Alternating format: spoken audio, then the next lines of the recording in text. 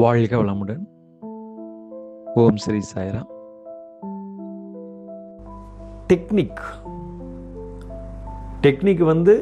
அந்த கிறிஸ்தவ மதம், இந்து மதம், இஸ்லாமியர் மதம் எல்லாத்துலேயும் என்னன்னா, அந்த பிரபஞ்ச சக்தியை எப்படி நம்ம உள்ள வாங்கிறது, அந்த உள்ளுக்குள்ளே கொண்டு வருவது, அந்த உள்ளுக்குள்ளே கொண்டு வந்து அந்த இதை வெளியில் அப்படியே நம்ம வைப்ரேஷனில் அந்த ஆறாவை விரிப்பது. அந்த ஆறாவை விரிச்சிட்டோம் அப்படின்னா அந்த ஆறாக்குள்ளே எல்லாமே சுழற்சி தன்மையில் ஒரு சக்கரம் மாதிரி சுற்றிக்கிட்டே இருக்கக்கூடியது தான். அப்போ நம்மளுடைய உயிர் மையமும் நம்முடைய ஆன்மாவும் உள்ள சுழன்று கொண்டே தான் இருக்குது.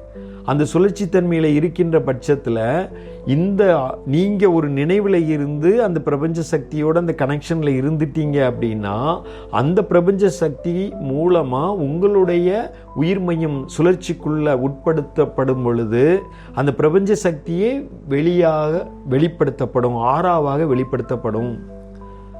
அந்த ஆறாவாக வெளிப்படுத்தப்படக்கூடிய அந்த இடத்துல யாரெல்லாம் அந்த ஆறாக்குள்ளே வராங்களோ, அது ரவுண்டாக தான் சுற்றி ஒரு சர்க்கிளாக தான் வரும்.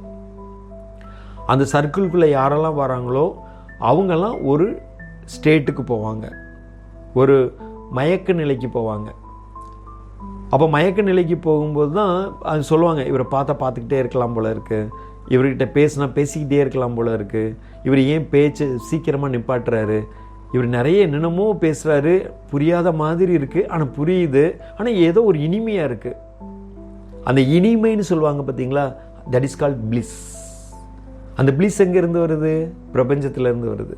அந்த பிரபஞ்சத்தை எப்படி நம்ம கனெக்ட் பண்ணணும்? நம்மளுடைய மனதை வச்சு அந்த பிரபஞ்சத்தை நினச்சா போதும். இப்போ ஒரு கேலக்ஸி, அந்த கேலக்ஸியை நினைக்கிறீங்கன்னு வச்சுக்கோங்க, அந்த கேலக்ஸியில் உள்ள எல்லா அந்த குவாலிட்டின்னு சொல்லக்கூடிய அந்த இதெல்லாம் உங்கள்கிட்ட ட்ரான்ஸ்ஃபர் ஆகும், உங்களை அறியாமலே ட்ரான்ஸ்ஃபர் ஆகும்.